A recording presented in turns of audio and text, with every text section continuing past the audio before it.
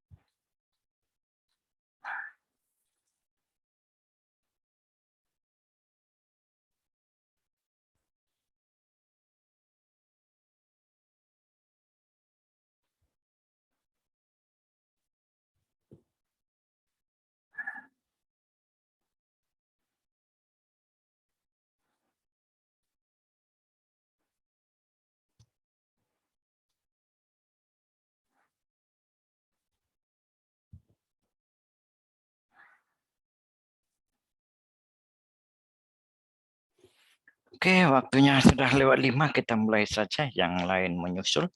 Ya. Oke, cek sound. Suara saya kedengaran jelas? Jelas Pak Aman. Oke, ya. Oke, slide-nya yang saya kirimkan ke Anda. Sekarang saya share screen. Oke ya. Ini slide kita. Bagian awalnya sedikit mengulang dari fungsi transformator. Ya, jadi kita sekarang masuk ke pertemuan ketiga power transformer ya. Kalau di bukunya Turan Gunan itu di bab ke berapa ini ya?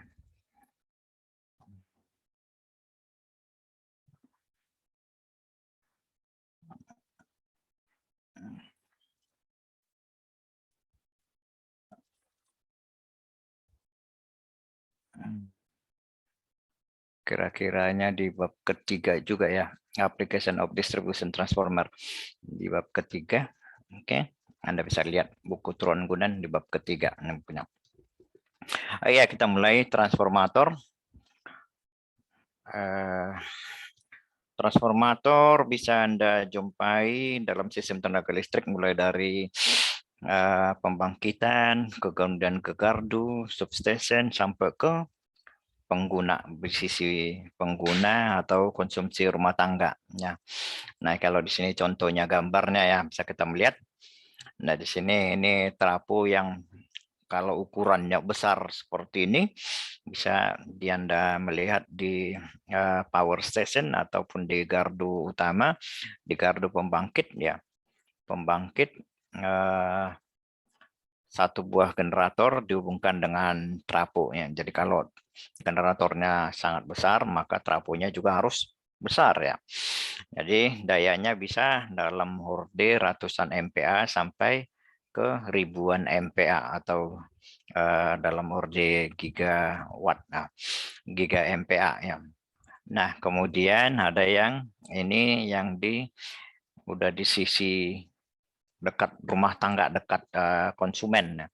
Konsumen rumah tangga, tegangannya, outputnya 220 volt kalau di kita, dengan inputnya di 20 kilovolt ya. Kemudian juga ada yang trafo, kalau dia trafonya yang terletak di bawah di tanah, di atas tanah pas.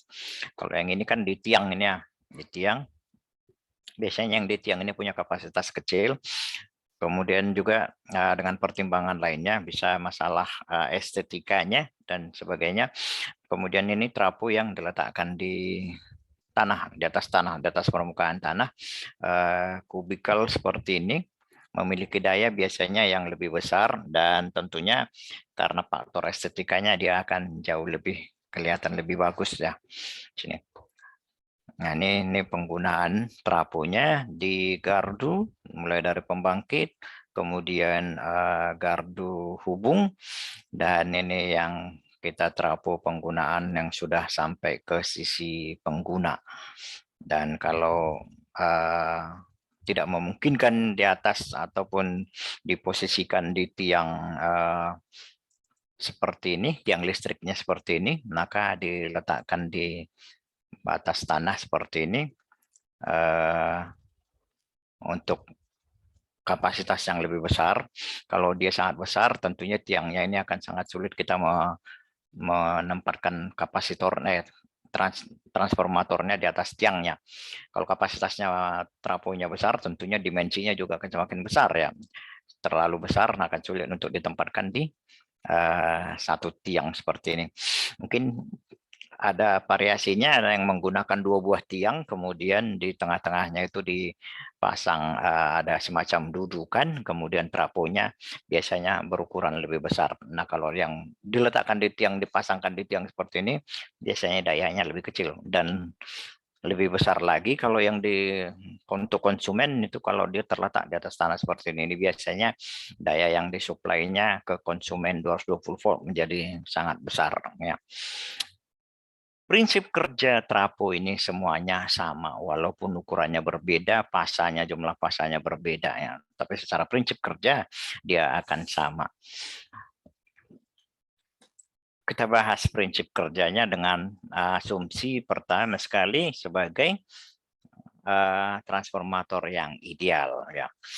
Kalau dikatakan ideal berarti tidak ada rugi-ruginya. Itulah prinsipnya ideal ya. Transformator cara bentuk sederhananya kita melihat seperti ini, dengan ada inti besi, ada inti trafonya di sini, kemudian ada 2 buah belitan ya. Belitan pertama di sini primernya, kita katakan primer, kemudian ini sekundernya. Masalah mana primer dan mana sekunder tergantung daripada masukannya. Jadi kalau misalnya di trafo di pembangkit, maka trafo primernya itu belitan primernya adalah yang dihubungkan ke generatornya, kemudian yang sekundernya adalah yang dihubungkan ke saluran transmisinya ataupun ke GI-nya. Jadi dengan demikian juga ini tidak ditentukan oleh tegangannya. Tidak berarti kalau tegangannya tinggi sebagai primer, tegangan yang rendah berarti sekunder. Kalau dia step up berarti tegangan primernya tegangannya rendah ya. Kemudian outputnya sebagai tegangan lebih tinggi ya. Dan sebaliknya kalau dia step down ya. Jadi kalau di gardu pembangkit berarti dia step up, kalau dia di gardu yang ke beban, gardu bagi, gardu hubung, berarti dia step down ya. Nah, secara prinsip dia dikatakan kalau ini ada belitannya di sini primer, maka dia akan mentransfer energi ke belitan sekundernya di sini. Nah, untuk memahami ini kita perlu memahami 2 buah hukum elektrik ya. Yang pertama yang Ampere, kemudian Faraday. Nah, hukum Ampere mengatakan bahwasanya kalau ada kawat ya, kalau ada kawat ataupun metal ataupun berbahan logam atau yang kemudian dialiri oleh arus, maka akan timbul medan magnetik di sekeliling kawat tersebut seperti ini ya. Jadi kalau seperti ini gambarnya, kemudian ini kawatnya ini dialiri oleh arus, maka akan timbul medan magnetik di sekeliling kawatnya ini dengan arah medannya digambarkan seperti ini. Jadi kalau misalnya ini ke tangan kanan, kalau arusnya ke jempol kita ini, maka medan magnetnya adalah yang jari kita yang lainnya ya, dengan arahnya arah mengikuti arah medan, arah jari kita. Jadi kalau arahnya kita buat begini, maka arahnya menjadi gini medan magnetnya ya. Kemudian ini arus listriknya. Kalau ada kawat kemudian dialiri oleh arus, maka akan dihasilkan medan magnetik. Medan magnetik ini secara matematis dituliskan persamaannya sebagai integral tertutup H dl itu sama dengan I ataupun 1 per mu integral tertutup B dl. Integral tertutup di sini karena memang ini lintasannya adalah lintasan tertutup ya, ini kan. Ya. Jadi dengan kalimatnya dikatakan kalau ada arus mengalir pada konduktor maka akan timbul medan magnet di sekeliling si kawat tersebut. Dan hukum yang satu lagi yang menjadi dasar kerja transformator adalah hukum Faraday. Ini kira-kira kebalikan dari si hukum Ampere di sini. Nah, hukum Faraday ini mengatakan jika sebuah konduktor digerakkan pada daerah dengan medan magnet ataupun flux yang berubah terhadap waktu, ya, jadi harus berubah terhadap waktu ya, maka akan timbul tegangan di antara ujung-ujung kawat tersebut atau konduktor tersebut dengan besarnya sebesar min n the flux dt. Jadi ini adalah perubahan flux per satuan waktu. Nah, flux ini setara dengan di sini dengan medan magnetik flux ya. Kerapatan medan magnetik flux. Nah, jadi kalau ada arus ini tadi hukum Ampere mengatakan apabila ada arus maka akan ada medan magnetik flux medan magnetik. Nah, kemudian kebalikannya hukum Faraday, kalau ada medan magnetik seperti di sini ini dengan arahnya seperti ini ya, maka kalau ada konduktor yang melingkupi medan magnetik ini, flux medan magnetik ini, maka pada ujung-ujung kedua konduktor ini akan timbul beda potensial. Jadi syaratnya adalah fluxnya ini harus berubah terhadap waktu. Jadi fluxnya ini berubah terhadap waktu. Berubah terhadap waktu berarti kalau kita melihat di sini, ya, kalau ini arus searah maka medan magnetiknya ini akan konstan ya, konstan dia di sini. Kalau arusnya konstan, katakan konstan arusnya, maka medan magnetnya arahnya juga akan tetap sama. Nah, tapi kalau misalnya arahnya ini tetap sama, berarti itu tidak bisa berlaku di persamaan dua ini yang the flux dt ini. Nah, supaya itu bisa berlaku, berarti ini arusnya ini harus yang bolak-balik ya. Kalau dia bolak-balik kan arahnya arusnya sekali kemari, kemudian arahnya sekali kemari ke kanan. Kalau ini yang ke kiri ke sini, kemudian yang ke kanan sekali lagi, berarti B-nya ini juga nanti akan bolak-balik ya. Sekali putarannya kemari, kemudian sekali lagi arah putarannya berbalik. Jadi dia gini, arus mula-mula begini, kemudian medan magnetnya ini, kalau kemudian setengah fase berikutnya berubah begini, maka arah medannya berubah pula. Nah, kalau kita tempatkan konduktor melintasi medan magnetik, flux medan magnetik tersebut, maka akan timbul beda potensial di ujung konduktornya. Nah, inilah yang mendasari kerja dari transformator. Dan kemudian ada yang Lenz law. Lenz law ini turunannya dari mirip dengan yang Faraday ini ya. Hukum Faraday ini mengatakan bahwasanya dengan seperti ini besarnya akan timbul tegangan ketika ada sebuah konduktor dengan jumlah belitan N, jumlah belitannya N yang dilintasi oleh medan flux medan magnet yang berubah terhadap waktu. Nah.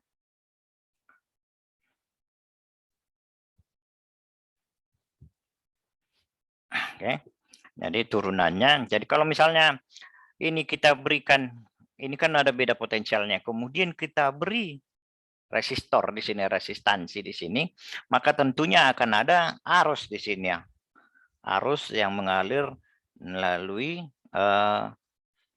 konduktor ini.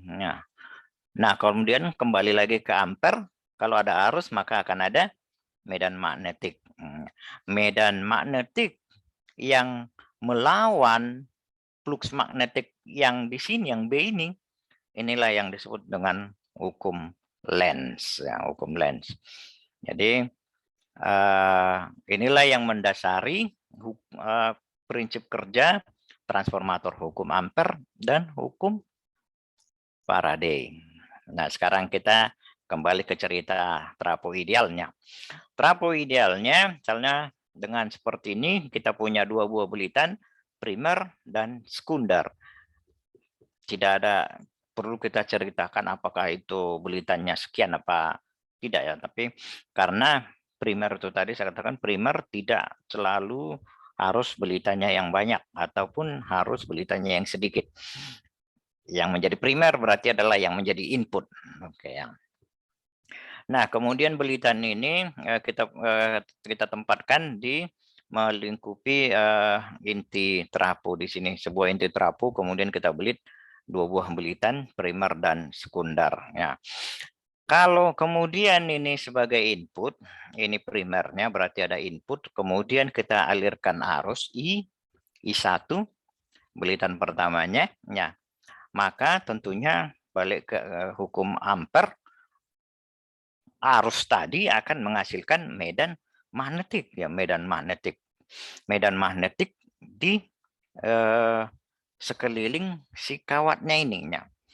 Karena arah kawatnya ini tetap seperti ini sampai kemari, berarti flux magnetiknya itu akan saling memperkuat ya, flux magnetiknya akan saling memperkuat, dan fluxnya ini kita anggap dia akan memotong si inti transformator di sini ya, dan fluxnya ini juga akan melintasi, akan juga ada di belitan sekunder di sini, dia akan berputar seperti ini ya, flux magnetiknya ya, flux magnetiknya yang dihasilkan oleh arus yang timbul pada belitan primernya. Nah, pada belitan sekunder kita punya belitan ya, punya belitan yang kedua, dan dengan hukum Faraday mengatakan kalau kita punya konduktor yang berada pada medan flux medan yang berubah, maka akan timbul tegangan pada ujung konduktornya. Nah, seperti di sini belitannya, maka akan timbul tegangan pada ujung konduktor si belitan sekunder ini. Ya, itu dasarnya. Dan kemudian di belakang masih kayaknya ya, yang untuk short, kalau gini kita hubungkan ke beban untuk masalah adanya medan magnetiknya lagi, kita lanjutkan dulu, nanti itu kita bahas. Nah, pada transformator yang ideal kita menggunakan asumsi sebagai berikut. Resistansi belitan sama dengan 0 ya. Artinya tidak ada rugi pada belitan, tidak ada rugi panasnya pada belitannya. Kemudian permeabilitas dari intinya adalah tak terbatas atau mu sama dengan 0. Kalau mu sama dengan 0 berarti hukum Ampere tadi 1/mu integral lingkaran lintasan tertutup B sama dengan I, berarti dia reluktansinya itu akan menjadi sama dengan 0 ya, 1 per tak berhingga ya kan. Dan kemudian dalam membahas trapo ideal kita membuat asumsi bahwasanya semua flux yang dihasilkan itu hanya melintasi inti trapo, tidak ada yang bocor ya, tidak ada yang bocor fluxnya. Dan juga asumsinya adalah tidak ada rugi-rugi pada intinya, ataupun tidak ada rugi histeresis dan arus shedding. Ada masih ingat histeresis? Adanya ketertinggalan arus ya. Kemudian kalau arus shedding, bahwasanya arus kecenderungan berada di permukaan yang ya. Nah, kemudian kita menggambarkan sini, ini kira mengulang sedikit mengenai trapo. Anda belajar di trapo udah ya. Ini digambarkan, dinotasikan seperti ini, belitan primer, belitan sekunder dengan ada dot di sini. Nah, kalau kita membahas di distribusi dan AST biasanya dotnya itu sudah dihilangkan, tapi notasi ini biasanya kita buatkan, kita tuliskan sini ya. Dotnya ini untuk menyatakan terminalnya, terminal keluar dari si arusnya ya.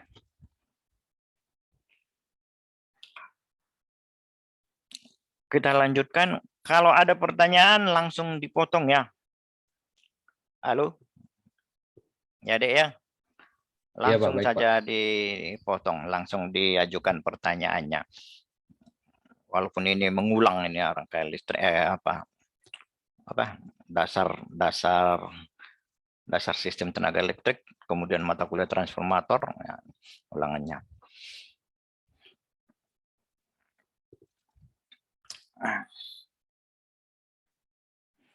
Nah, kita lanjutkan ideal transformatornya.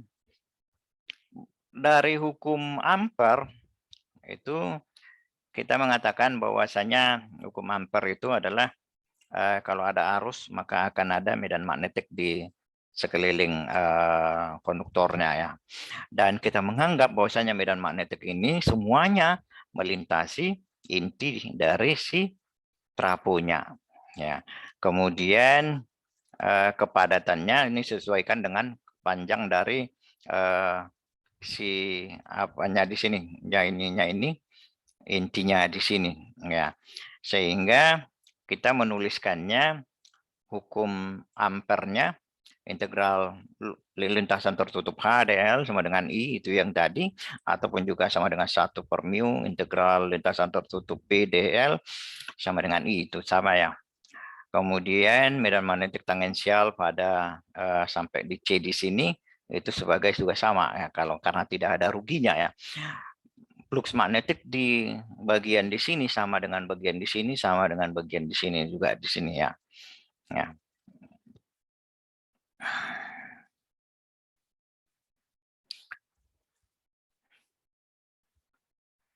Nah, besarnya arus I di sini kita anggap sama dengan penjumlahan keseluruhan belitannya di sini ya, penjumlahan belitan. Karena arahnya kita anggap sama kan semuanya. Kita anggap sama semuanya, tidak melawan arah, jadi tidak ada yang berlawanan, tidak ada yang saling meniadakan, maka kita anggap itu sebagai penjumlahan keseluruhan dari belitannya. Sehingga dengan demikian kita bisa membuat asumsi bahwasanya arus di I1 dikali dengan belitannya ini, arus di belitan di pertama itu akan sama dengan medan arus di belitan sekundernya dikali dengan jumlah belitannya di belitan sekundernya ya, karena flux magnetiknya ini tadi kita anggap tidak ada yang bocor. Medan magnetik yang ada di lengan yang di sebelah primer ini sama besar dengan yang ada di lengan yang di sekunder di sini ya. Jadi hukum ampernya tetap berlaku, integral lintasan tertutup HDL itu sama dengan I. Berarti kalau tidak ada flux yang bocornya, berarti kita bisa menganggap bahwasanya arus I1 dikali dengan jumlah belitannya itu akan sama dengan arus I2 dikali dengan jumlah belitan pada lengan sekundernya. Nah, dengan demikian kita menuliskan seperti persamaan 6 di sini, HL itu sama dengan N1 I1 dikurang HN2 I2. Nah, kemudian kita hubungkan dengan medan magnetik, intensitas medan magnetik B, berarti H sama dengan B per mu. Kemudian flux itu adalah besarnya medan magnetik, intensitas medan magnetik dikali dengan luasannya ya, dikali dengan luasannya, atau sama dengan mu H dikali A. Dengan H berarti menjadi flux per mu per A ya. Dengan mensubstitusikan yang 8 ini ke 6 di sini, kita substitusikan, kita gantikan HL-nya di sini, berarti dia menjadi 1 per mu A kali flux sama dengan N1 I1 kurang N2 I2. Dalam reluktansi kumpar intinya itu dinyatakan sebagai R sama dengan 1 per mu A ya. Dan seterusnya dengan demikian kita bisa menuliskan N1 I1 kurang N2I2 itu sama dengan R dikali flux. Nah, dengan asumsi ideal berarti R-nya itu sama dengan 0 atau tidak ada rugi-rugi pada inti, maka kita bisa menuliskan sebagai N1I1 sama dengan N2I2 atau menjadi I1 sama dengan N2 dibagi N1 kali I2 dan N2 sama dengan N1 dibagi N2 I1. Nah, inilah yang disebut sebagai rasio belitan kumparan transformator N2 dibagi dengan I1 atau N1 dibagi N2 kalau kita melihat dari belitan yang kedua atau kumparan sekundernya. Belitan rasio belitan dilihat dari sisi primer itu kita tuliskan sebagai AT sama dengan N1 per N2. Dengan menggunakan rasio ini kita bisa menuliskannya sebagai untuk hubungan antara arus di primer dan sekundernya sebagai I1 sama dengan 1 per AT dikali I2 dan I2 sama dengan AT dikali I1. Ya. Nah, bagaimana ini masih lanjutannya kalau yang ideal. Dengan demikian, bagaimana hubungan antara arus dengan hubungan antara tegangan dengan belitannya juga sama dengan menggunakan untuk yang kondisi idealnya kita bisa tuliskan V1 itu sama dengan min N1 the flux dt dan kemudian V2 sama dengan min N2 the flux dt dari hukum Faraday-nya. Dengan perubahan flux dt-nya ini adalah yang dihasilkan oleh arus pada belitan primernya. Arus yang diberikan pada belitan primer akan menghasilkan perubahan flux persatuan waktu.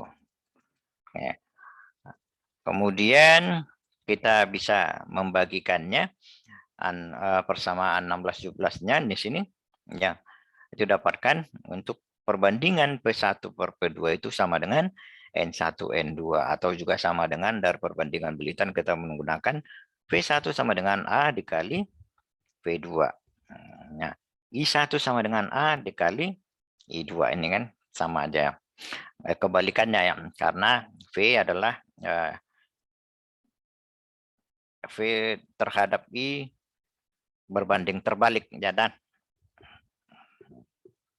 Ya. Jadi kalau I1 sama dengan 1 per AT kali I2. Nah, kalau untuk V-nya dia V1 sama dengan AT dikali V2.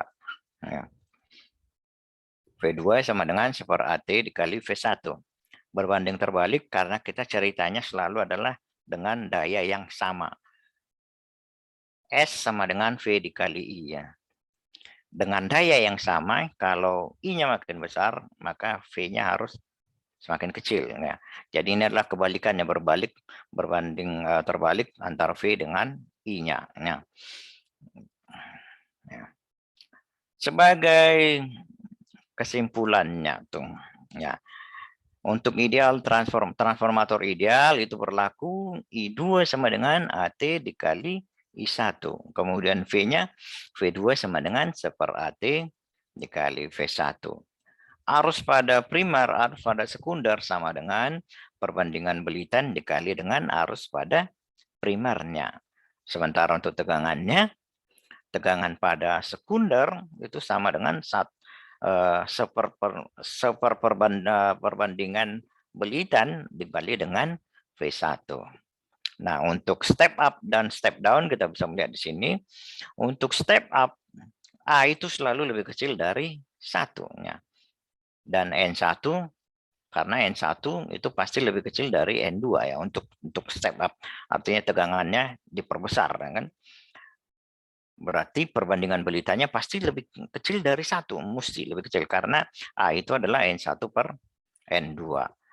Kebalikannya dengan step down, A itu pasti lebih besar dari 1 karena jumlah belitannya pastilah lebih besar di primernya dibandingkan dengan sekundernya. Nah, untuk trafo step up, tegangannya pastilah meningkat ya. Kalau inputnya 100, outputnya mesti di atas 100. Nah, itu baru namanya trafo step up ya. Kemudian kalau trafo step down kebalikannya. Kalau tegangan inputnya 100, outputnya mesti di bawah 100. Dan kemudian karena energinya itu mestilah sama, kita katakan kalau dia trafo step up, kalau tegangannya meningkat maka arusnya akan berkurang ya, supaya energinya sama. V dikali I mestilah sama, baik di sisi primer maupun di sisi sekunder. Juga demikian dengan trafo step down, karena tegangannya pastilah menurun di sisi sekundernya, berarti supaya energinya tetap, haruslah meningkat. Nah, ini yang untuk dayanya. Dengan dayanya kita katakan S1 ataupun daya di primer sama dengan V1 dikali I konjugatnya. Kemudian juga yang di sekundernya itu sebagai S2 sama dengan V dikali I konjugat. Kenapa di sini dikatakan konjugat? Karena bukan sama arusnya ya. Flux boleh dikatakan sama dengan arus ya. Kalau ada arus berbanding lurus dengan fluxnya, tapi dianya arus di sekunder di belitannya yang kita mau hitungkan ya.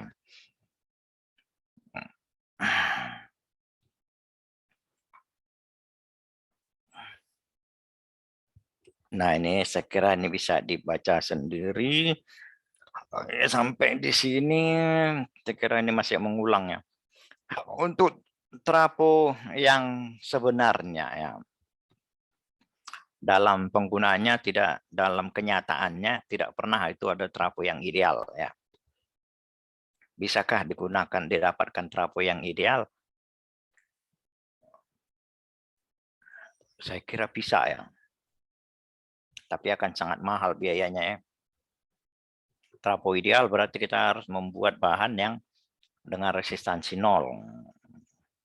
Bisakah resistansi 0? Bisa. Saat ini sudah ada ya. Itu yang didinginkan dengan nitrogen. Ya. Ada bahan metal, bahan keramik yang didinginkan pada suhu minus sekian ratus derajat Celcius atau dengan menggunakan nitrogen. Itu sudah diuji coba ya.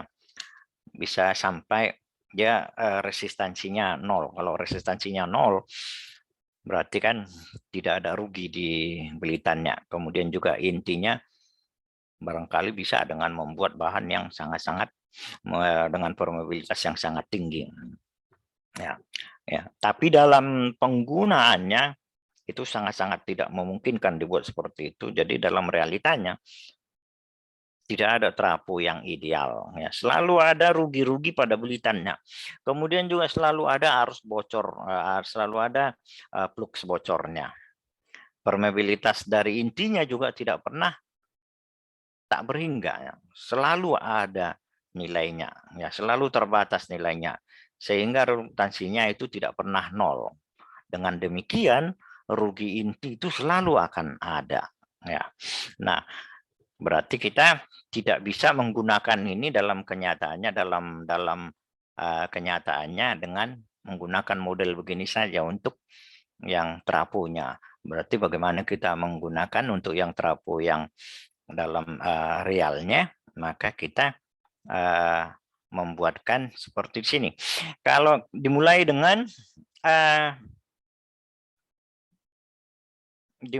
dengan rugi-rugi belitan. Rugi-rugi belitan berarti ada resistansi di belitannya ya.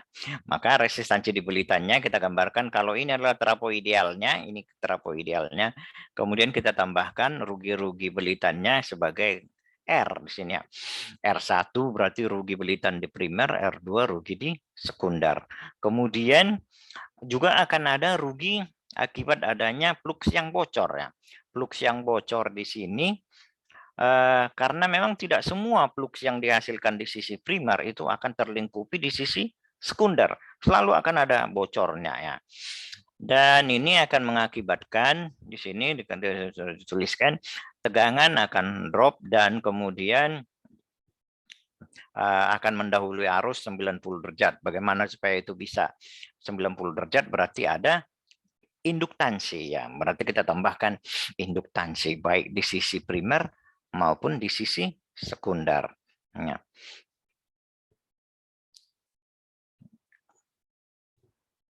Kenapa induktansi, Dek? Kenapa enggak kapasitansi? karena tegangan mendahului arus ya. Induktansi ya, kalau induktansi sifatnya dia menyimpan energi dalam bentuk energi magnetik gitu kan ya, dan tegangannya pasti akan ada terlebih dahulu dibandingkan dengan arusnya ya.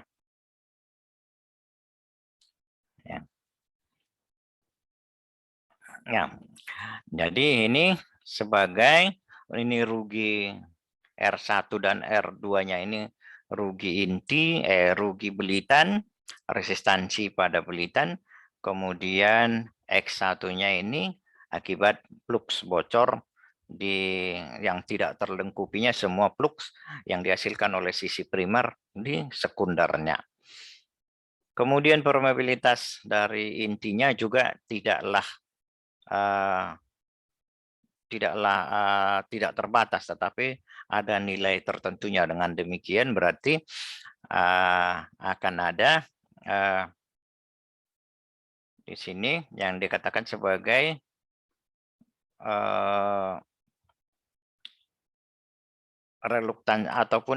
reluktansi dari si intinya di sininya.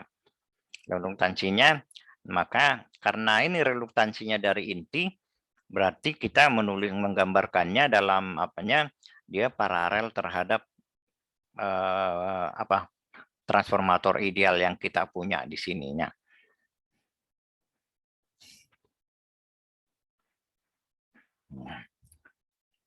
Oke. Ini seri karena ini adalah berkaitan dengan belitannya ya, belitannya karena flux yang dihasilkan oleh si belitan primer tidak semuanya terlingkupi di belitan sekundernya. Sementara yang ini adalah efek dari reluktansi belitannya, reluktansi intinya ya, sehingga kita menggambarkannya sebagai sun di sini.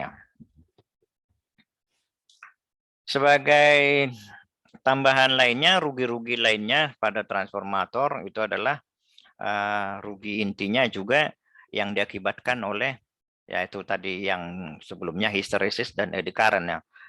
Histeresis kalau Anda melihat adanya Anda melihat di grafik Lisiusnya itu adanya ketertinggalan ketika arusnya sudah kita matikan kemudian kita balik, dia tidak langsung menuju ke nolnya, tidak pernah, karena ada tersimpan energi di inti si trafonya tersebut ya. Jadi ada rugi yang diakibatkan oleh sifat material dari si intinya. Kemudian ada rugi arus eddy. Rugi arus eddy, arus itu punya kecenderungan muter-muter di permukaannya si konduktor ini ya kan, dan itu akan mengakibatkan panas ya, mengakibatkan rugi panasnya. Nah, keduanya ini dimodelkan sebagai rugi baik histeresis maupun eddy current itu akan menimbulkan panas, sehingga disimbolkan dengan resistansi di sini ya, yang tentunya karena dia adalah diakibatkan oleh inti, maka kita gambarkan juga dia sebagai paralel terhadap gambar trafonya. Nah, untuk mengatasi rugi histeresis hanya bisa kita lakukan dengan memperbaiki sifat dari bahan intinya, memiliki paramagnetik yang lebih bagusnya. Kemudian kalau eddy current itu diatasi dengan membuat, karena dia lebih suka di permukaan, berarti kita membuat dia menjadi lapisan yang sangat banyak ya, supaya lintasannya menjadi lebih banyak ya. Nah, itu sebabnya kalau Anda melihat inti trafo itu dibuat pakai laminasi ya, untuk mengurangi rugi-rugi ataupun membatasi rugi-rugi arus eddy. Ya. Nah, sehingga digambarkan untuk realnya dengan mau sini gambarnya kita memindahkan semuanya ke sisi sebelah primernya dengan menggunakan faktor perkalian jumlah belitannya R1, JX1, RC, ini kemudian ini rugi inti traponya, kemudian ini yang rugi belitan sekundernya dipindahkan ke primernya. Nah, kemudian kita bisa lebih sederhanakan lagi dengan karena di sini R, ini juga R, kemudian ini juga L, ini L, dan ini seri. Ini kita bisa gabungkan. Kita gabungkan menjadi, kita tuliskan sebagai, kita gambarkan sebagai RS, kemudian JXS, kemudian RC, dan JXM. Artinya resistansi yang dilihat dari si primernya. Kemudian juga induktansi yang dilihat dari primernya. Bagaimana kita menentukan besaran-besaran dari parameter ini? Ya, ini kita lakukan dengan percobaan. Ya, percobaan kalau Anda sudah praktikum ya teknik tenaga listrik mengenai trafo, percobaan apa yang Anda lakukan? Anda masih ingat? Percobaan beban nol dan hubung singkat, itu kan dua itu ya. Beban nol berarti dia open circuit, kemudian short circuit berarti dia sekundernya di hubung singkat, kan ya. Yang pertama open circuit atau beban nol, ya. Beban nol kalau buku Juhal, Anda masih pakai atau pernah membaca buku Juhal ya, itu disebut sebagai beban nol. Kalau melihat terjemahan bahasa Inggrisnya sebenarnya nggak ada cocoknya ya. Open circuit dengan beban nol. Hubung buka sebenarnya uji hubung buka, tapi saya kira sangat umum kita pergunakan buku Juhal itu ya sebagai beban nol karena ya. Nah, pengujiannya dilakukan dengan memberikan tegangan pada belitan primer, tegangannya tegangan nominal di sini ya. Kemudian sekundernya open circuit, kemudian kita ukur berapa arusnya dan berapa daya yang hilang pada primernya di sini ya. Dan impedansi serinya diabaikan terlebih dahulu. Sehingga di sini kita bisa menghitung YE sama dengan 1/C tambah 1/JXM, GC, JBM. Nah, kemudian uji satu lagi adalah yang short circuit atau hubung singkat. Uji hubung singkat berarti kita menghubungkan singkat di sini, tapi tegangannya ini kita buat hanya kecil ya, maksimum 10%. Nah, ya kan, 10% kan? Karena saya praktikumnya itu pertama dulu ya hanya satu kali dulu saya praktikum. Ya, praktikum ketika S1 sama seperti Anda ini. Tapi saya ingat saya itu cuma maksimum 10% itu dibuat di sini. Karena kalau dibuat tegangannya ini besar, ini kita short circuit, kebakar ini trafonya ini. Ya. Maksimum 10%, maka dari sini kita bisa mengukur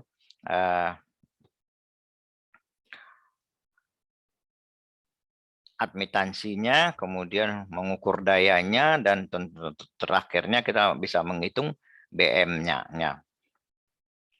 Oke, jadi dari sini kita bisa menggambarkannya. Kalau dia short circuit-nya, ini kita gambarkan, ini arus, tentunya ini ada arus, sebenarnya juga tegangannya, supaya bisa kita menghitung berapa dayanya.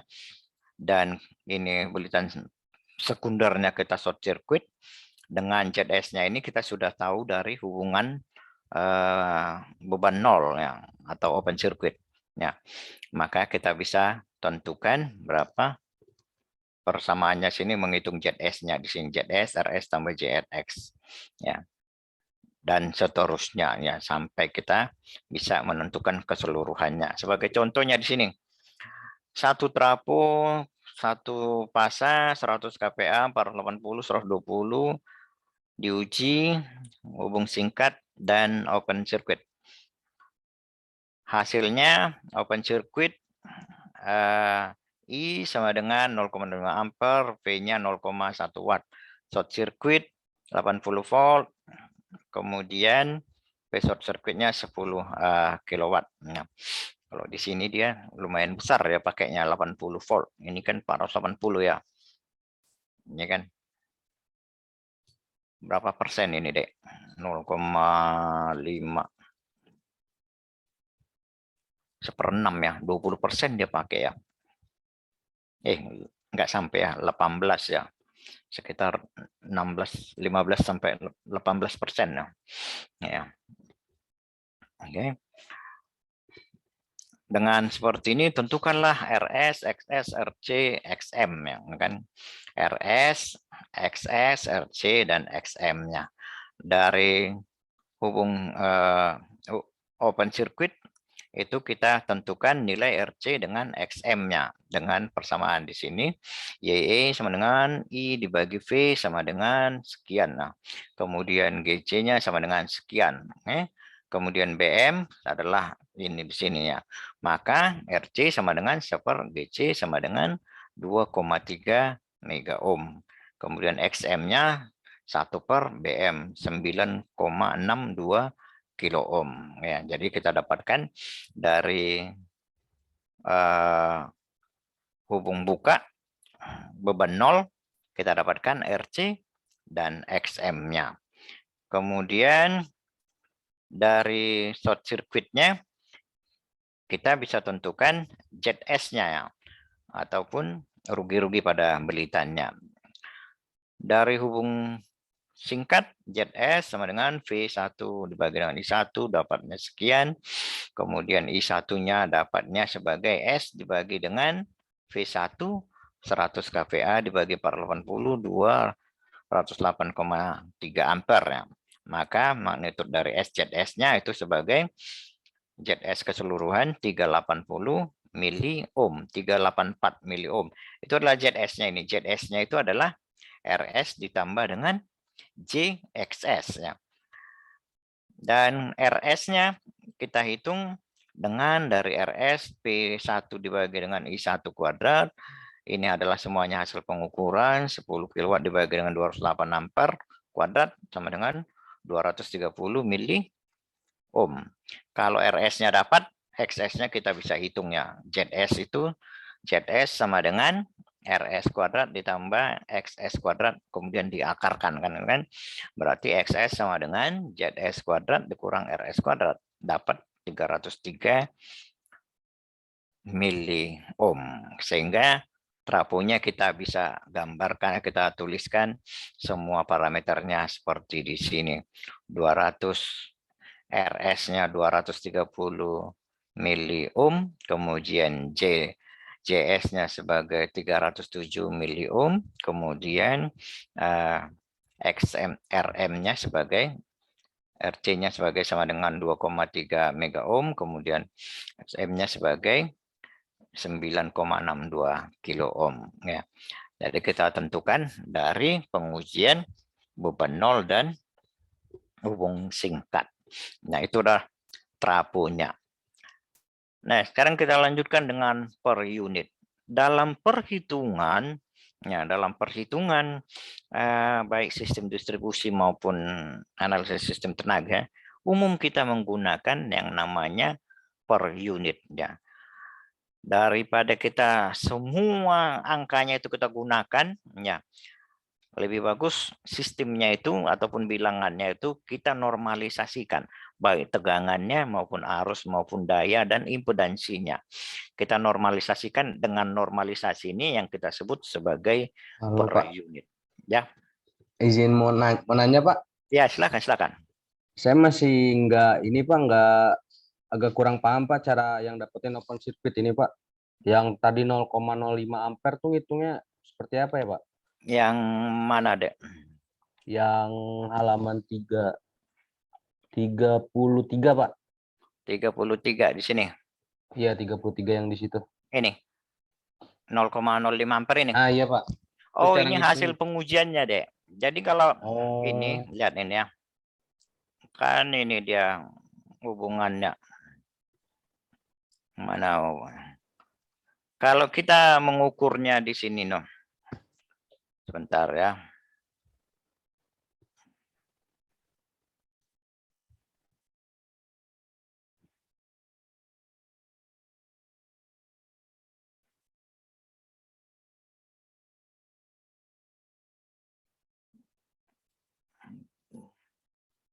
Ini kan open circuit ya, short circuit.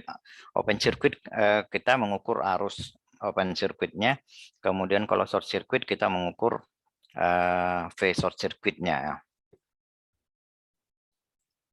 Ini open circuit. Mana ada open circuit? Nah ini kan. Nah, kalau ini open circuit, kita bisa mengukur berapa arusnya ini. Misalkan kita ini misalnya ini adalah sebuah trapo, ini dan trapo. Kemudian ini primernya, ini sekundernya, ya.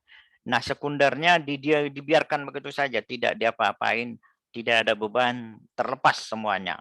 Ya. Kemudian ini kita beri tegangan, tegangannya digunakan tegangan nominal karena ini open circuit enggak masalah kalau kita gunakan tegangan nominal dan biasanya memang digunakan nominal supaya bisa langsung terlihat untuk nominalnya. Oke.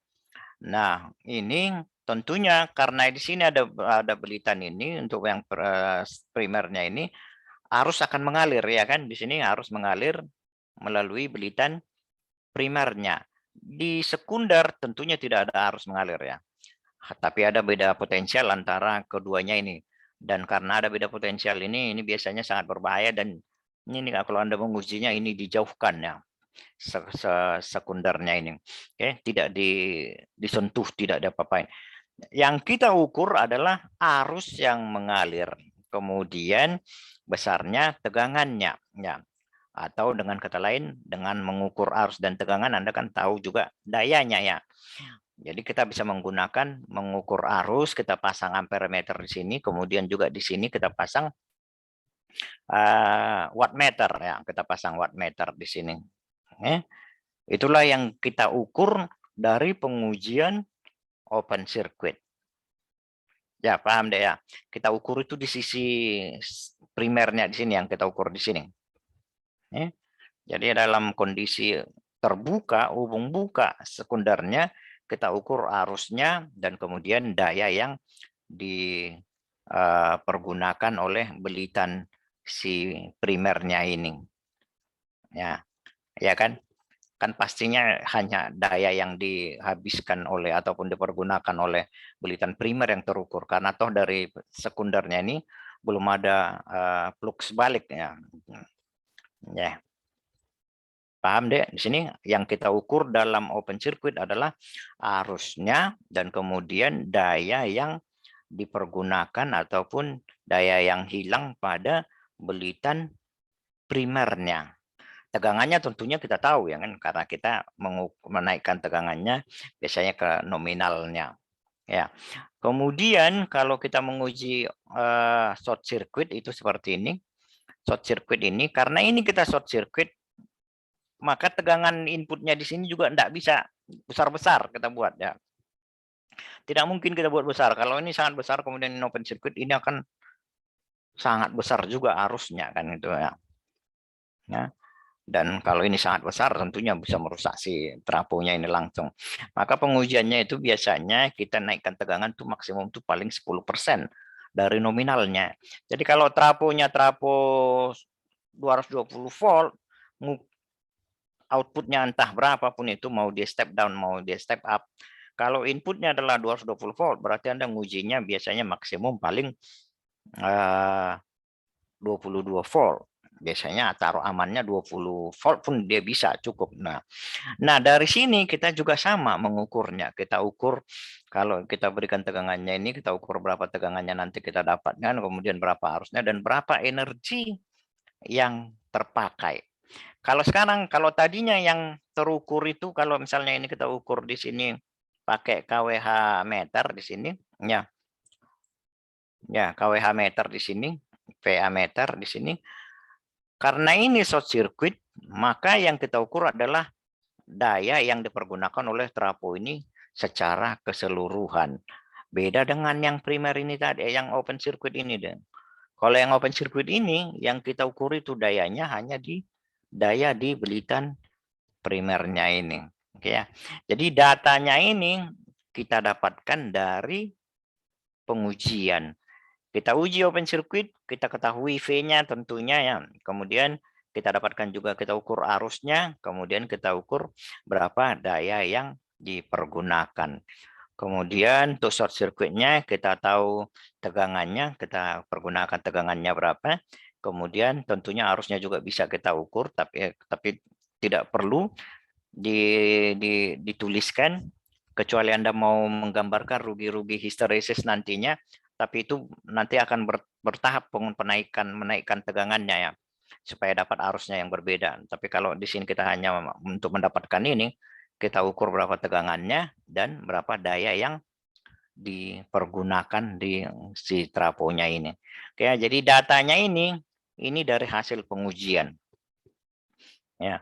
Jadi ini caranya untuk kita supaya bisa menentukan berapa koefisien dari si trafonya, berapa resistansi belitan, berapa impedansi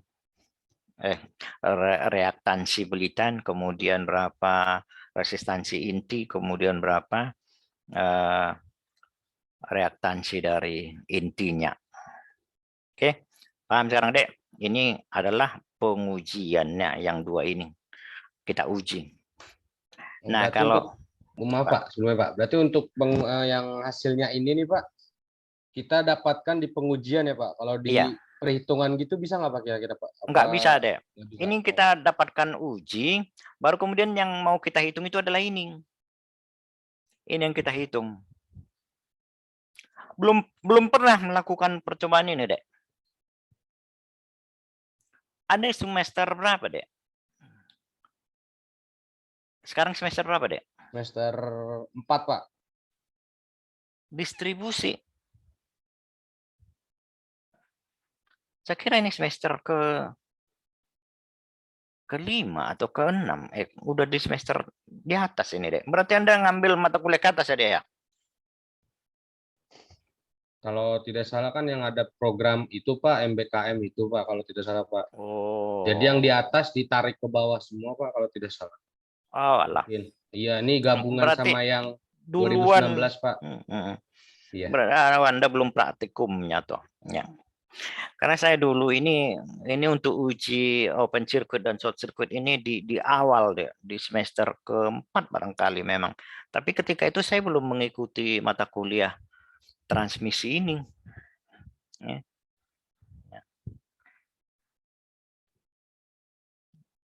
Kalau dulu mata kuliahnya apa namanya ya? Pengukuran dan besaran listrik kalau saya dulu.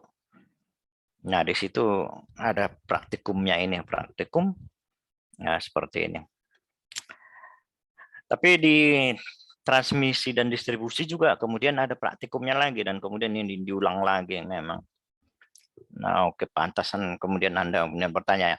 Jadi yang dua ini harus kita ukur deh, kita ukur, tidak ada kemungkinannya ini dihitung ya. Jadi kita ukur caranya seperti yang tadi. Kalau dia open circuit, sekundernya kita tidak diapa-apain, dibiarkan terbuka, tidak ada beban, tidak ada terhubung. Kemudian primernya kita beri tegangan nominal. Tegangan nominal, kemudian kita ukur arus yang mengalir di primernya dan juga energinya, daya yang terpakai. Ya. Kemudian dengan short circuit, kita men-short circuit sekundernya, karena dia di short circuit berarti tegangan yang bisa kita inputkan harus sangat-sangat terbatas karena arusnya itu kan akan sangat besar nantinya kalau dia open, kalau dia di close ini ya, short circuit ini ya toh. Kalau ini short circuit berarti misalnya ini sebagai jet sama dengan 0, kalau ada tegangan di sini V dibagi dengan 0, ini untuk arusnya ini kan mendekati tak berhingga ya kan, sangat besar arusnya. Jadi kita harus membatasinya dengan cara tegangan di sini kita buat tegangannya sangat kecil. Itulah kita dapatkanlah datanya ini. Kalau datanya ini sudah kita dapat, baru kemudian kita bisa hitung berapa RS, berapa XS, berapa RC, dan berapa XM. Oke, jadi ini tidak bisa dihitung deh. Nanti kemudian berarti kalau Anda nanti praktikum, kemudian nanti ada bagaimana kita menggambarkan arus ini untuk efek histeresisnya ya. Histeresis kan digambarkan begini yang grafiknya. Oke ya. Grafik Lisius-nya. Ya, tapi Anda dapatkanlah itu nanti untuk praktikumnya. Oke, bisa deh ya. Jadi datanya itu diambil dari pengujian. Setelah Bisa, diuji, Pak. baru kemudian kita ukur, kita hitung berapa RS, berapa XS, kemudian berapa RM, kemudian berapa XM-nya di sini. Ya, dan ini trafo. Kalau Anda melihat di trafo di distribusi, ya di distribusi ataupun di gardu, itu nameplate trafo itu menuliskan ini berapa RS, berapa XS, berapa ini, dan itu dilakukan dengan menguji trafonya secara langsung. Oke ya, Dek ya. Kita lanjutkan dengan per unitnya ini tadi. Per unit, penggunaan per unit kita menormalisasikan semuanya, menormalisasikan tegangan, arus, daya, dan impedansinya. Normalisasi artinya kalau misalnya ada dua buah tegangan, besaran tegangan, ada yang 100, kemudian ada yang 200, bahkan mungkin kalau ada lagi yang lain, ada yang 300, 100 kilovolt, 200 kilovolt, kemudian 300 kilovolt, kan bisa saja ya. Misalnya di pembangkitnya trafonya 100 kilovolt, kemudian di gardu yang di sana tegangannya 500 kilovolt, kemudian di gardu yang di sana tegangannya 250 kilovolt, gitu ya kan, untuk yang sistem yang kompleks. Nah, perhitungannya daripada kita menghitung penggunaan per semuanya angkanya ini, kita buat normalisasi. Jadi tegangannya kita normalisasikan. Biasanya yang kita gunakan tegangan adalah tegangan di sumbernya. Yang mana yang sumbernya kita anggap sebagai untuk menormalisasikannya. Jadi kalau sumbernya tegangannya di 100 kilovolt, maka kita gunakan 100 kilovolt sebagai basisnya. Maka semua tegangan kita bagi dengan basisnya. Kalau misalnya basisnya 100 kilovolt, berarti 100 kilovolt dibagi 100 adalah 1 PU, ya kan? Kalau tegangannya 200 kilovolt, 200 kilovolt dibagi 100 kilovolt berarti 2 PU. Nah, seperti itu. Jadi kita normalisasikan. Begitu juga dengan daya. Dayanya juga kita normalisasikan. Daya itu kan trafo kan macam-macam dayanya ya. Begitu juga bebannya. Selalu dikaitkan nanti dengan trafonya yang dayanya itu daya di pengirim. Misalnya dayanya katakan 1 giga VA, 1000 MPa. Ya, kemudian itu dibagi dalam dikirim ke 2 gardu. Satu gardu lagi 600 MPa, satu lagi 700 MPa, bisa saja ya, kemudian dan seterusnya. Maka kita gunakan basisnya misalnya yang dari pengirimnya. Berarti kita gunakan angka 1000 MPa itu tadi. Semuanya berarti kita bagi dengan 1000. Jadi di trafo yang di sini 1 PU, kemudian di dayanya 1 PU, kemudian yang di sini 0, sekian PU, yang di sini 0, sekian PU dan seterusnya. Ya. Nah, jadi untuk penggunaannya kira-kiranya seperti ini. Ya ini ya. Misalnya skema awalnya itu adalah yang ini. Ya, ini skema awalnya seperti ini. Kita punya pengirim yang memiliki tegangan 2,4 kilovolt. Kemudian dihubungkan dengan trafo 500 kVA dengan tegangan 2,4, 9,6. Berarti primernya 2,4, outputnya 9,6 kilovolt. Sekundernya 9,6 kilovolt. Kemudian impedansi salurannya 2 ohm. Ya. C2 ohm berarti dia induktansi. Kemudian si trafonya ini memiliki reaktansi 0,8 PU. Nah, kemudian dia dihubungkan dengan saluran transmisi memiliki impedansi 20 ohm. Kemudian dihubungkan dengan trafonya di sini, trafonya 300 kVA dengan tegangannya 10 di primernya, kemudian outputnya 5 kilovolt. Dengan impedansi trafonya 0,1 PU dan seterusnya. Ini adalah bebannya ya. Nah, kalau kita melihat seperti ini, kita mengkonversikannya menjadi per unit kita gambarkan dia menjadi seperti ini ya. Kita hubungkan semuanya yang bertegangan sini, ini, kemudian ini juga demikian. Kemudian yang PU-nya impedansinya si trafo ini, kita gambarkan dia di atasnya ini menjadi seperti di sininya. Oke. Kemudian ini adalah impedansi dari transmisi yang ini, kemudian yang ini adalah impedansi dari si trafo yang kedua sini. Begitu juga yang ini. Nah, kalau kita sudah gantikan dia ke PU, maka semuanya nanti akan berubah. Misalnya di sini dari tadinya 2 ohm menjadi 0,14. Kemudian ini 20, 0,1 sekian. Kemudian ini 0,1 tadinya menjadi 0,18 PU dan seterusnya.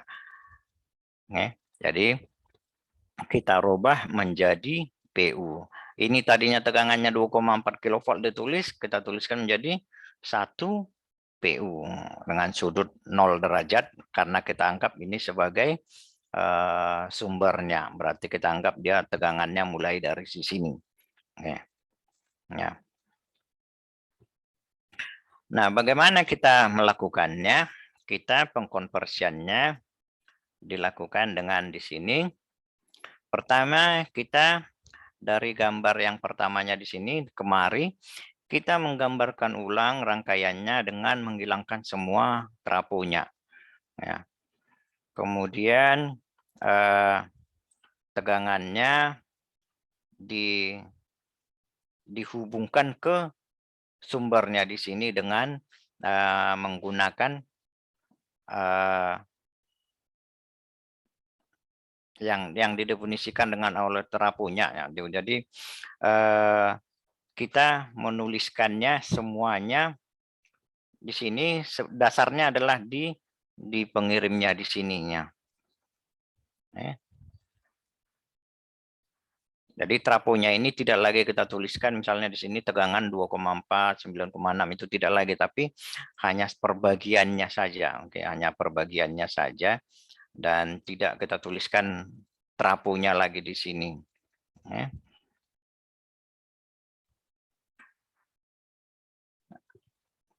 Nah, kemudian yang berikutnya ini hanya untuk penggambaran yang pertamanya, kemudian yang keduanya ini yang penting, paling pentingnya tentukanlah nilai yang menjadi dasarnya. Baik itu dayanya S, itu PB-nya, kemudian Q-nya kita tentukan dan biasanya kita gunakan dari sisi pengirimnya. Begitu juga dengan tegangannya. Ya. Dan tegangannya di sini harus bersesuaian dengan besar tegangan yang ada di trafonya. Jadi misalnya seperti ini. Ini tegangannya 2,4, kemudian trafonya ini 2,4. Bolehkah kita menggunakan base-nya 2,5 kV? Boleh-boleh saja, tapi kemudian kita nanti menjadi pusing sendiri ketika kita harus mengembalikan lagi dia ke tegangannya. Nah, bolehkah sembarangan angka digunakan? Sebenarnya boleh, tapi Anda akan menjadi pusing sendiri gitu kan. Nantinya akan menjadi pusing ketika harus mengembalikan ke tegangannya. Jadi kalau misalnya kita gunakan tegangannya di 2,4 ini kan sudah langsung nanti berhubungan dengan perbandingan belitannya di sini nantinya ya. Oke.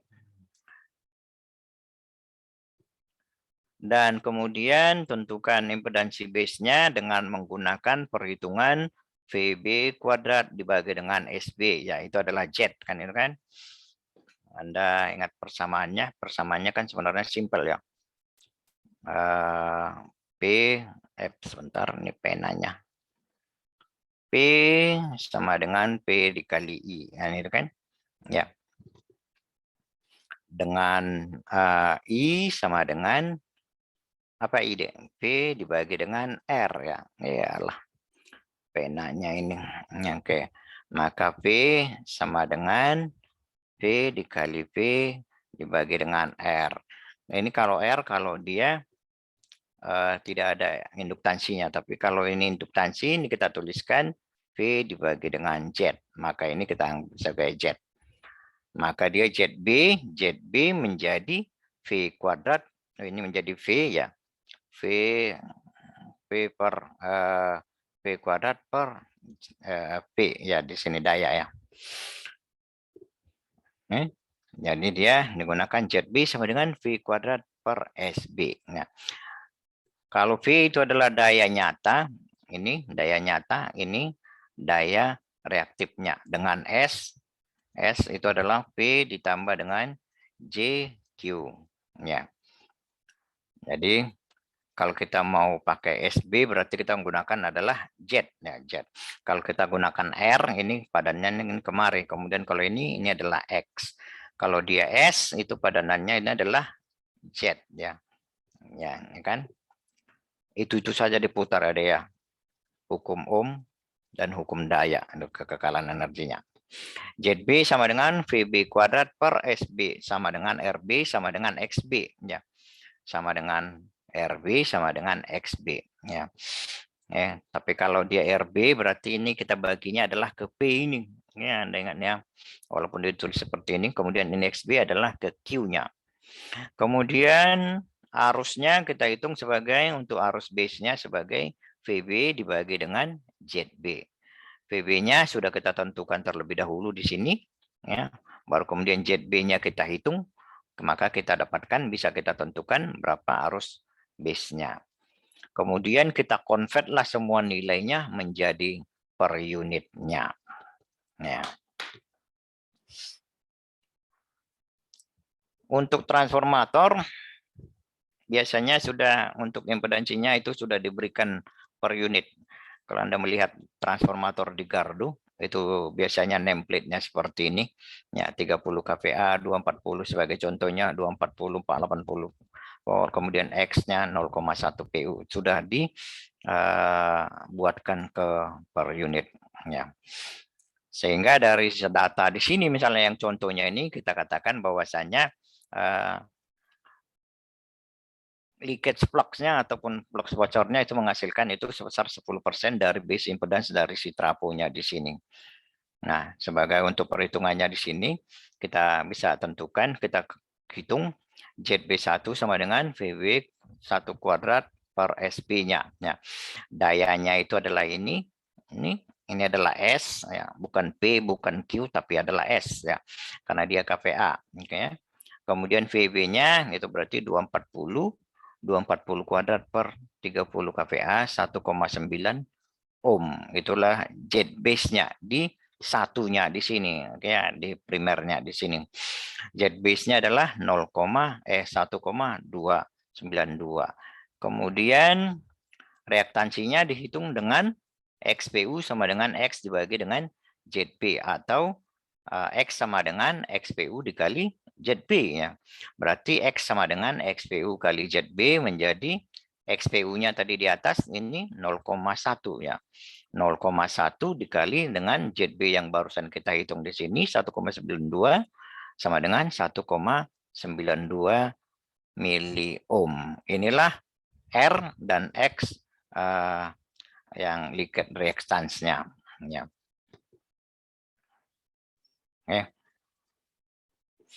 Nah, kemudian ini bisa kita konversikan, per unit juga bisa kita konversikan ke basis yang baru ataupun yang lainnya.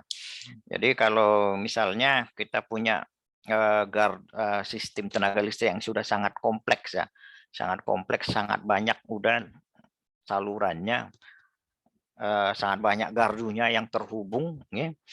Jadi terkadang perhitungannya itu dibuat perhitungannya per bagian dan basisnya tentunya hanya menggunakan basis yang ada yang di bagian yang kita hitung tersebut. Ibaratnya kalau seperti sistem kelistrikan Jawa Bali. Orang Bali hanya perlu tahu berapa besar misalnya arus gangguan yang mungkin timbul di daerah Bali kalau dia ada gangguan satu pasang ke tanah, misalnya seperti itu ya. Maka kemudian dia ngambil hanya bagian yang kecil yang dia punya, ya, yang dia perlukan. Tentunya basisnya dia, ya tentunya disesuaikan dengan tegangan, daya, arus dan impedans yang ada di sistem tersebut. Nah, ketika Ada perhitungan yang lainnya yang dihubungkan yang misalnya ke Jawa Barat, maka dia juga punya basis sendiri, Jawa Tengah punya basis sendiri, kemudian Jawa Timur juga basis sendiri. Ketika kita mau mengkonversikan, kadang kita perlu mengkonversikan supaya basisnya itu menjadi sama semua. Ya, kita konversikan dengan cara di sini perhitungannya demikian. Nah, untuk konversi reaktansi ini XPU yang baru itu sama dengan X yang ada dibagi dengan ZB yang baru ya. Atau dengan X dikali dengan daya yang baru dibagi dengan tegangan basis yang baru ya. Dan kemudian reaktansi nyatanya kita hitung dengan X sama dengan XPU yang lama dikali dengan Z basis yang lama ya, atau dengan demikian di sini persamaan 5-nya ini. Dan selanjutnya kita substitusikan 5 ke 4-nya di sini, kita bisa tentukan berapa impedansi yang PU yang baru, impedansi yang PU yang baru itu sebagai XPU yang lama dikali dengan tegangan basis yang lama dibagi dengan daya basis yang lama dikali dengan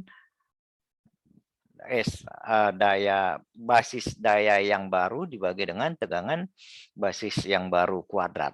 Ya. Jadi kita menentukannya, menghitungnya dengan Z sama dengan di sini ZPU yang baru sama dengan persamaan A6 ini.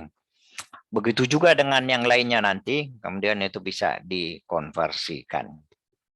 Ya, seperti di sini, konversikanlah rangkaian berikut ini ya, konversikan semua reaktansi transformator sudah disebut dalam PU di sini, tapi PU-nya ini adalah di daya yang di sini, yang daya ini, kemudian tegangannya di sini yang ya begitu juga yang ini ya. Jadi ini PU-nya ini adalah di tegangannya ini, kemudian di dayanya ini. Kalau dia nanti tegangannya berbeda, maka ini PU-nya ini akan harus berbeda pula. Ya.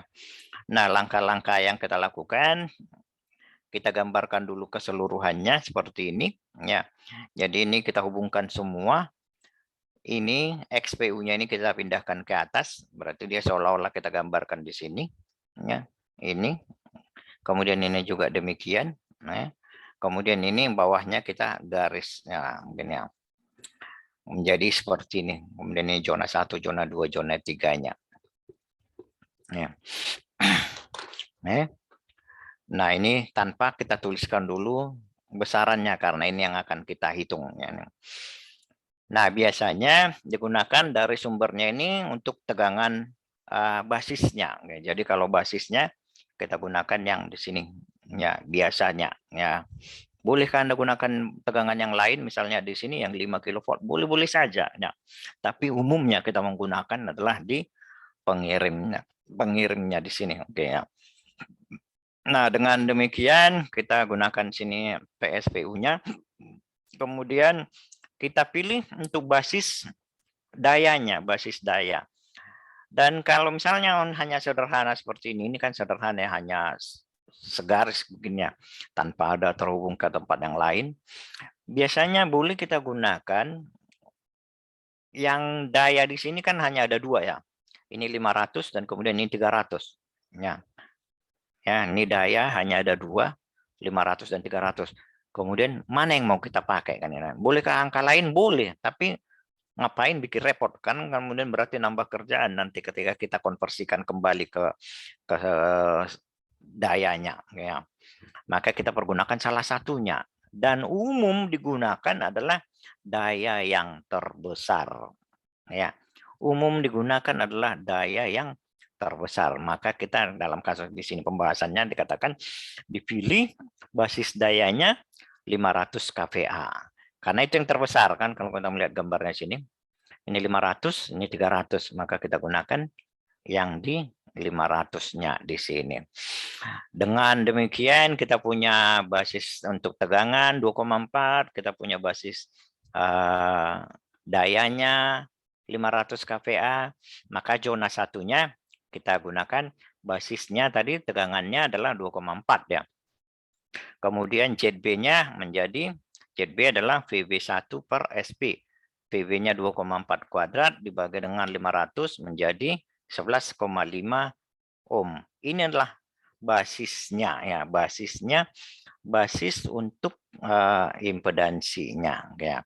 Kemudian arus basisnya itu arus basis adalah V dibagi dengan Z ya. VB1 dibagi dengan B1 sama dengan 2,4 dibagi dengan 11,5 sama dengan 200,8 ampere ya.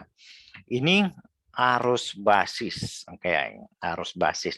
Kemudian zona 2 kalau mau kita ambil tegangannya sebagai sama dengan 9,6 ya. Kalau kita ambil tegangannya 9,6 sebagai arus basisnya, tegangan basisnya, maka dia ZB-nya menjadi ZB2-nya untuk zona 2-nya VB2 kuadrat per SB dibagi sama dengan 9,6 per 500 kPa 184 ohm. ZB2-nya, Z masih basisnya ya. Oke. Kemudian begitu juga dengan arus basis 2-nya, VB2 dibagi dengan ZB2 sama dengan 9,6 dibagi dengan 184 ohm sama dengan 52,1 ampere. Ini adalah arus basis untuk yang zona keduanya. Kemudian zona ketiga juga demikian, tegangannya di sini ini. Nah, ini kita gunakan di sini. Di zona ketiganya ini tegangannya di 5 kV ya. 5 kV. Kalau kita melihat di sini ya, ini deh. Ini tegangannya 10 per 5 ya. Tapi di sini tegangannya ini kan hanya 9,6 ya. Kalau misalnya ini masuk 2,4 berarti sudah pasti di sini 9,6 ya. Kalau ini trafonya 10 banding 5 berarti tegangan di sini kita perhitungannya adalah 9,6 dibagi dengan 10 dikali dengan 5 ya. Itu kan tegangan di sini yang ya. Tidak kita gunakan langsung 5 kilovoltnya ini karena tegangan yang masuk kemari hanya 9,6 ya. Ya, oke. Maka ini akan sama dengan 4,8 di sininya. 4,8-nya ini, oke. Tegangan basisnya adalah 4,8, bukan 5 kilovoltnya di sini langsung ya. Bukan langsung 5 kilovoltnya ini. Oke, ya. Ya, karena di sini 9,6. Ya. 9,6 berarti V basis yang di zona 3 adalah 4,8 kilovolt. Kemudian Z basis adalah V dibagi dengan S. Z sama dengan V dibagi dengan S. V kuadrat dibagi dengan S. Ya, jadi kita ingat selalu di sini.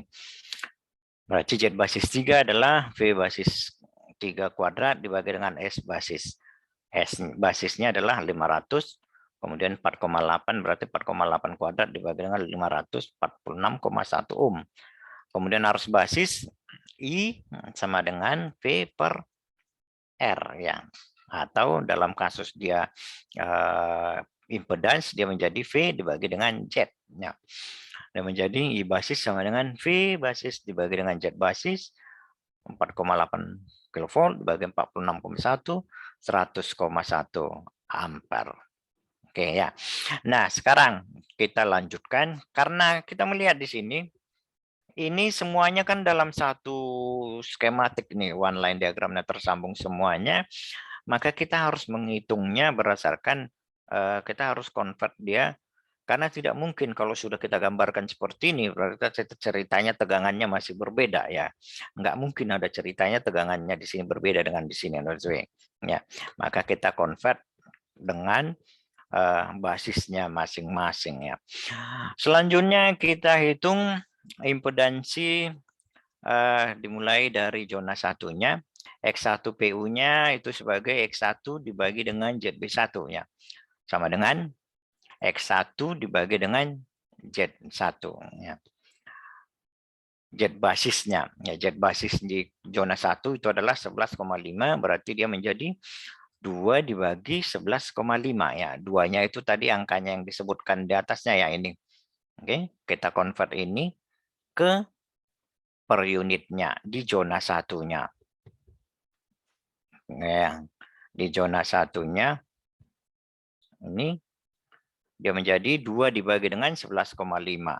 11,5-nya tadi itu adalah hasil perhitungan zona di zona 1, impedansi dari zona 1-nya menjadi 0,174 PU-nya.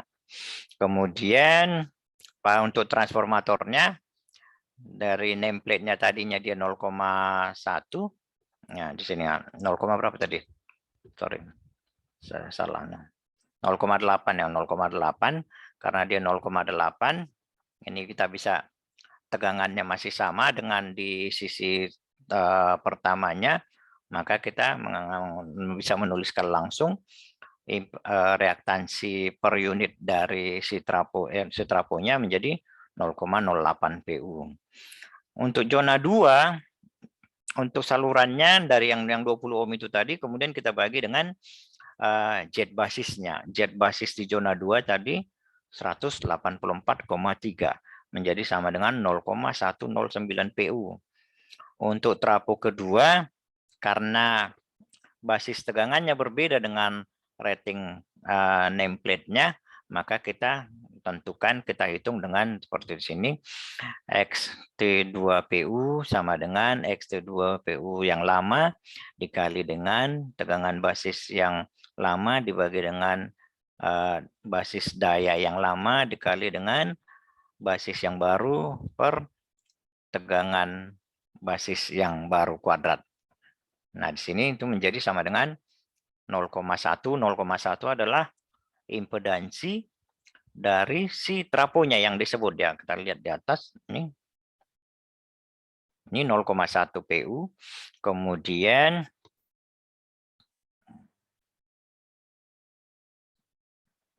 mana dia? Nah, ini daya tegangan yang lama itu dia tegangan yang lama berarti di nameplate-nya. Di nameplate-nya itu adalah untuk tegangan 10 kilovolt, kemudian dia 300 kVA ya. Sementara basis yang baru kita gunakan 500 kVA. 10 kuadrat dibagi dengan 300 dikali dengan basis daya yang baru 500 dibagi dengan tegangan yang baru 9,6 ya. Pada kenyataannya kan dia 9,6 bukan 10. Nah, sama dengan 0,18. Nah, di zona 3 ataupun bebannya dia menjadi R sama dengan ini yang tadi 10 ohm, 10 ohm yang real, kemudian yang basisnya dia 41,6 itu menjadi sama dengan 0,217 PU. Kemudian X-nya juga demikian 8 ohm dibagi dengan 46,1 sama dengan 0,174 PU. Jadi dia kita tuliskan menjadi seperti ini. Tapi ini masih memakai zonanya dengan tegangan yang berbedanya. Oke. Jadi sumbernya 1 PU, kemudian di sini tadi yang 2 ohm tadi menjadi 0,174 dan seterusnya semuanya kemari. Dan sampai ke bebannya, R-nya juga dihitung dibagi dengan jet basisnya. Ya, 10 dibagi 46,1 ohm, 0,217 PU.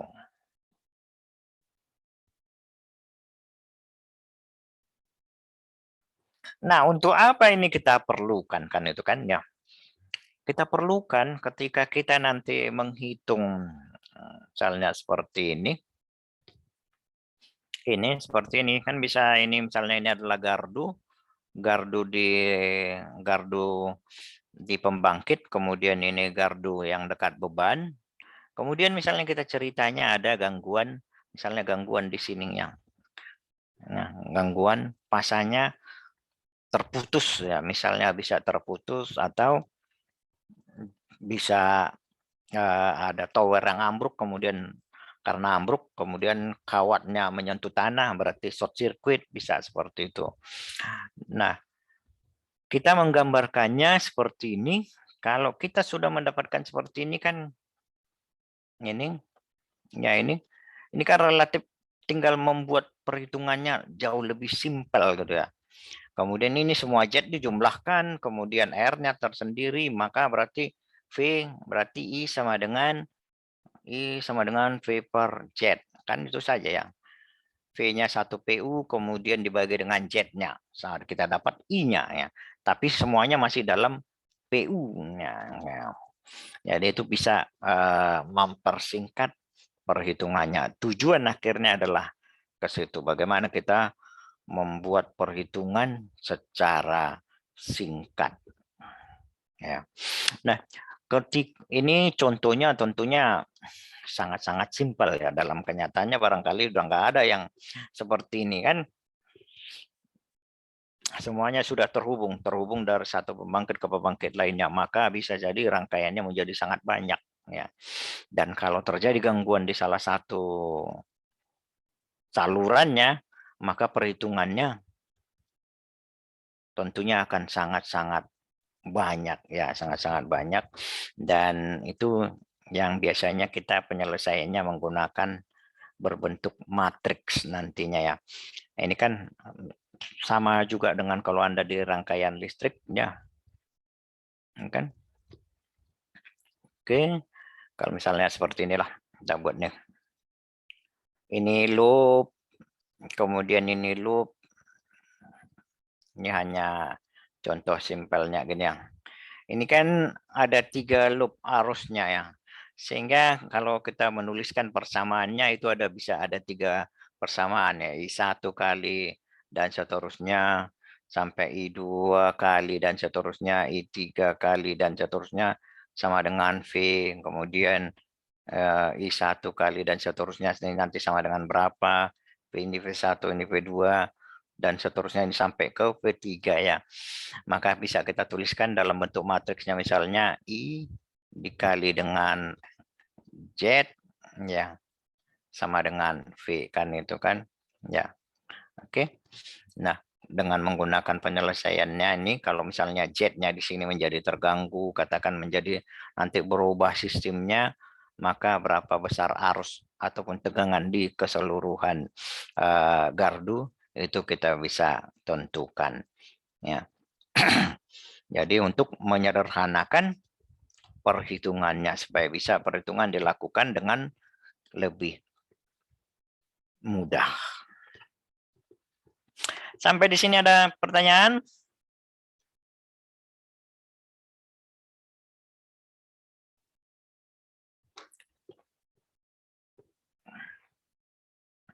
Nah, ini coba nanti Anda buat latihan ini ya.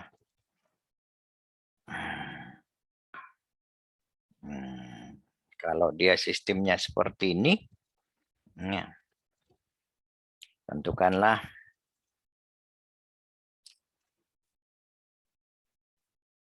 tegangan di beban, ini hanya trafo ya. Hanya trafo. Tegangan di beban, kemudian daya pada beban. Dengan sistemnya seperti ini. Ideal 5:1. Nah.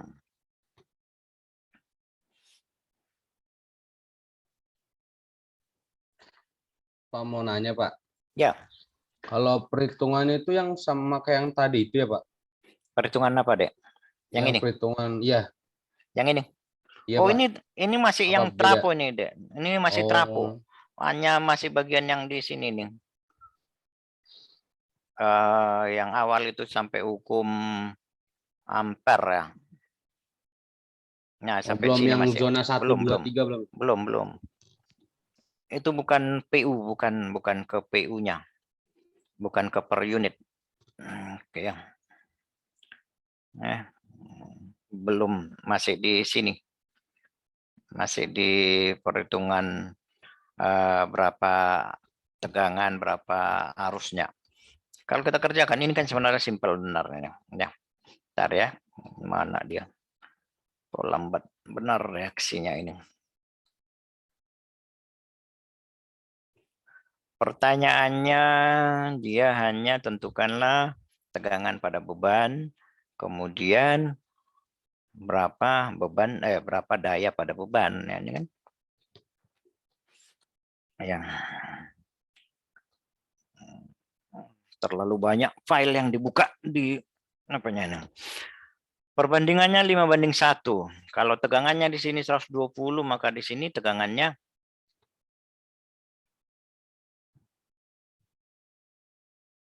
Dek, berapa tegangannya di sini? Ini perbandingannya 5:1. Ini kan 120 ya. Ya. Maka di sini berapa tegangannya di sini ini? VL-nya ini. Ini 5:1. Berarti tegangannya 1/5 dikali 120 kan itu kan? V sama dengan kalau ini N1, ini N2, V sama dengan N2 per N1 dikali dengan, ini V2, ini kali V1 ya. Ini V1, kan itu kan yang tadi, ini VL ya, ini adalah V2. Berarti sama dengan 1/5 dikali dengan 120. 1/5-nya ini berapa deh? Bagi 5, 12, 2.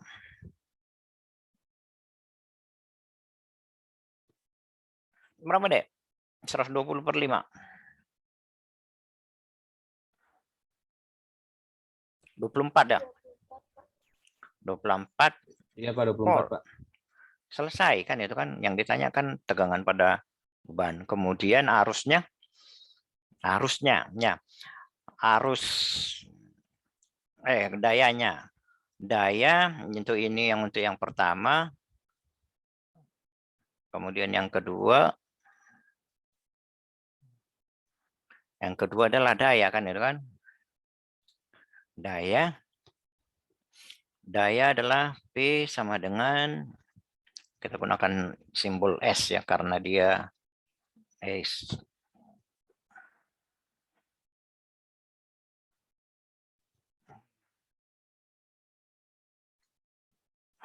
Daya S sama dengan V dikali dengan I. Nah, ini kan S sama dengan V dikali I.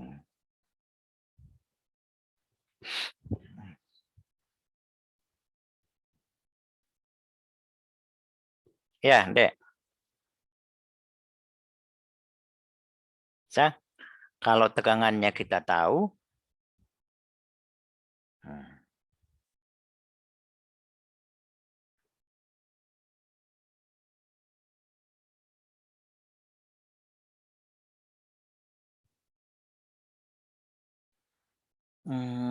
sebentar dulu, Dek.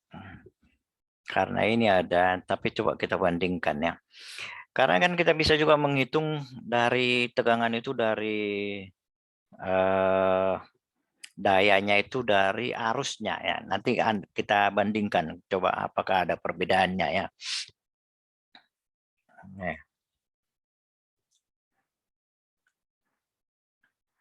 Karena di sini tidak ada informasi berapa impedansinya atau apa, hanya ada di sini.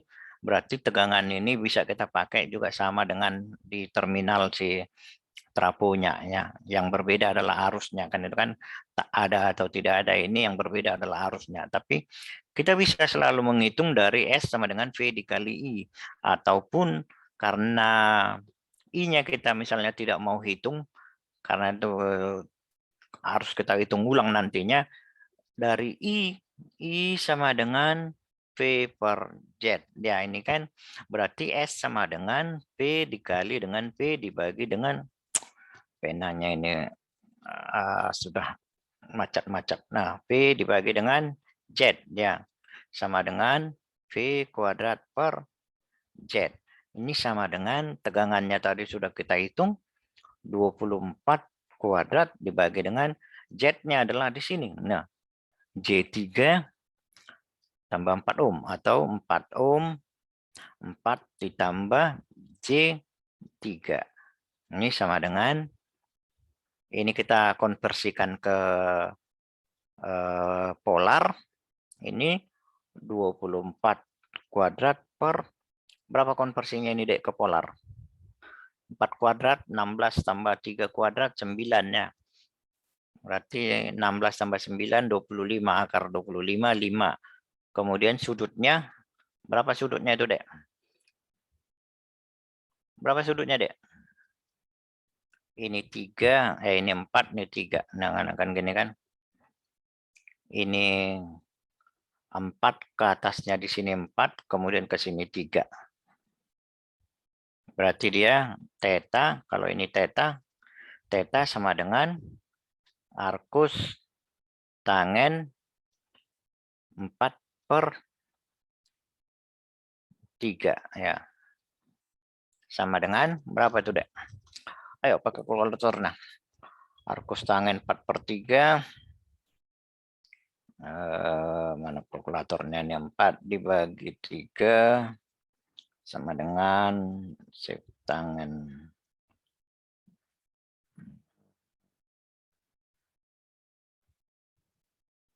53,1 53,1 derajat.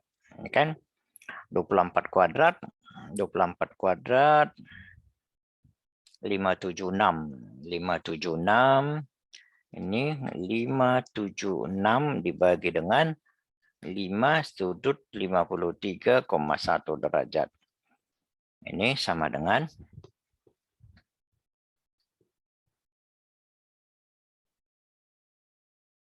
576 dibagi 5 115,2 Pak. 115,2. Sudut naik, kalau dia naik ke atas menjadi minus kan 1 derajat watt. Bukan watt dah, tapi PA. Ini derajat PA. Oke. Ya, ini adalah dayanya. Kalau Anda tulis watt berarti dianya itu adalah P ya. Oke, kalau P itu satuannya adalah watt kan. Nah, yang tadi saya katakan ini kan kita menghitungnya dari P ya. Ini kan daya juga bisa kita hitung dari I ya.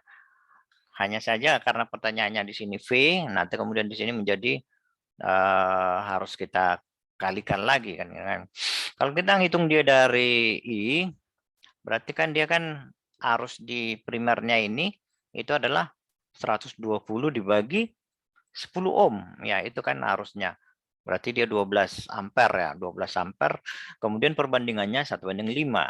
Kalau dia 1:5, berarti arus di sekundernya ini itu adalah kebalikannya ya. Kalau tadi ini perhitungan tegangan adalah 1/5, berarti dia menjadi 5/1. 5/1 dikali 12 ya, sama dengan 5 kali 12 60 ampere ya. 60 ampere, maka tegangannya di sini itu adalah arusnya dikalikan dengan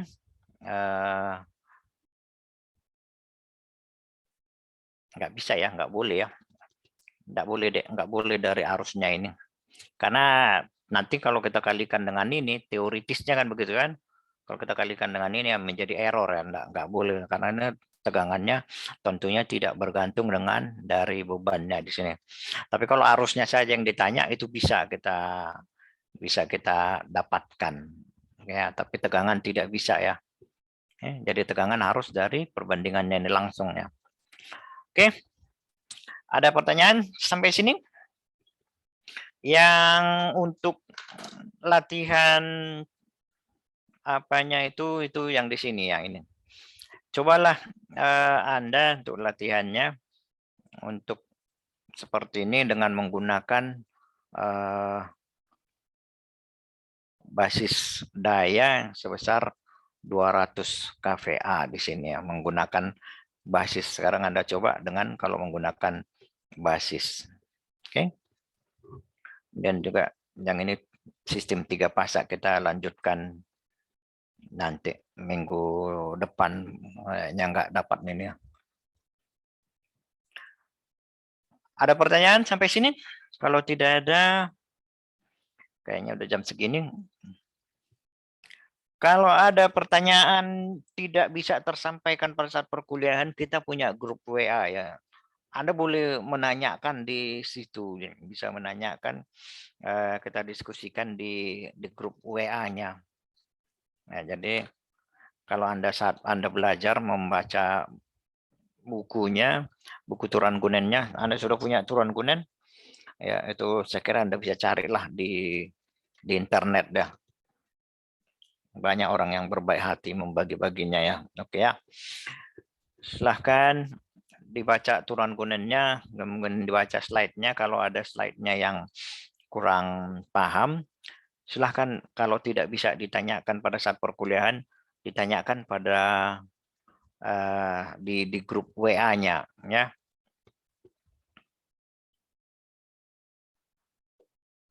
Oke. Saya ambil absen dengan memanggil Anda satu persatu ya. Jadi Anda untuk isi absennya, isi presensi mahasiswa. Ini analisis sistem transmisi.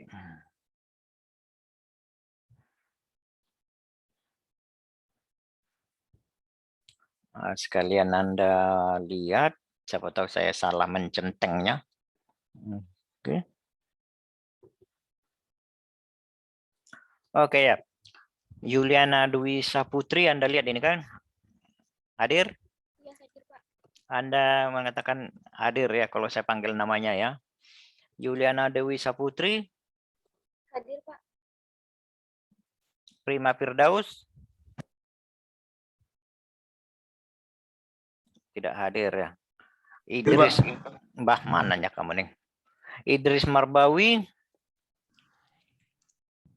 Idris Marbawi. Absen. Bayu Ari Bimantoro. Hadir, Pak. Mufi Ahmad Fadilah. Hadir, Pak.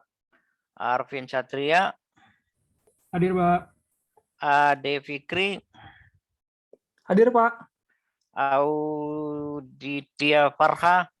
Hadir, Pak. Sehan Ali Muhammad. Hadir, Pak. Noel Patar.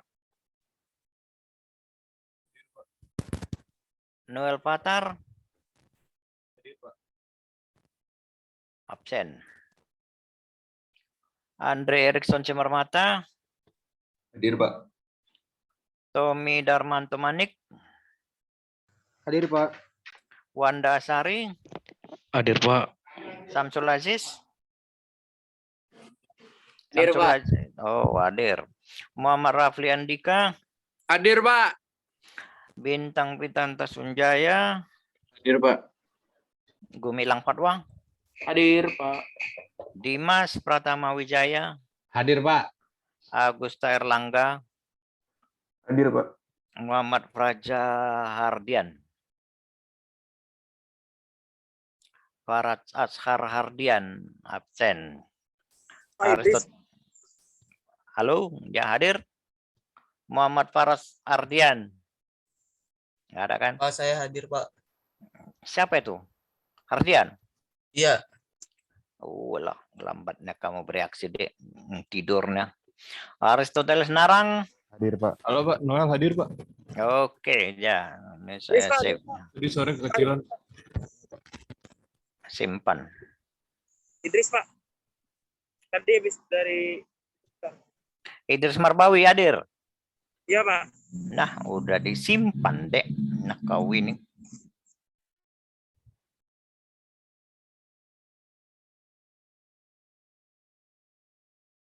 Nul Patar berarti nggak hadir ya? Noel hadir Pak. Iya, mana juga ini Oh, lambat. tadi sore kecil banget Pak. Aduh, simpan.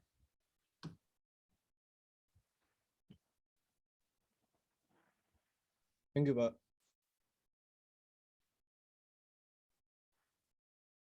Oke, berarti hadir semua ya. Tapi sebelum kita sudahi, saya ambil dulu absensi Google. Apanya ini ya?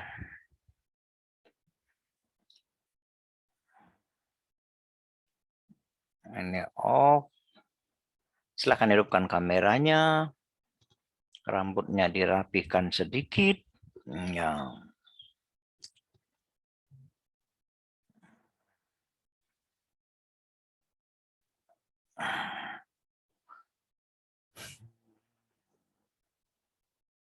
Nah, karena toh sudah. Ayo dek, kameranya hidupkan dikit dek. Cepat dek.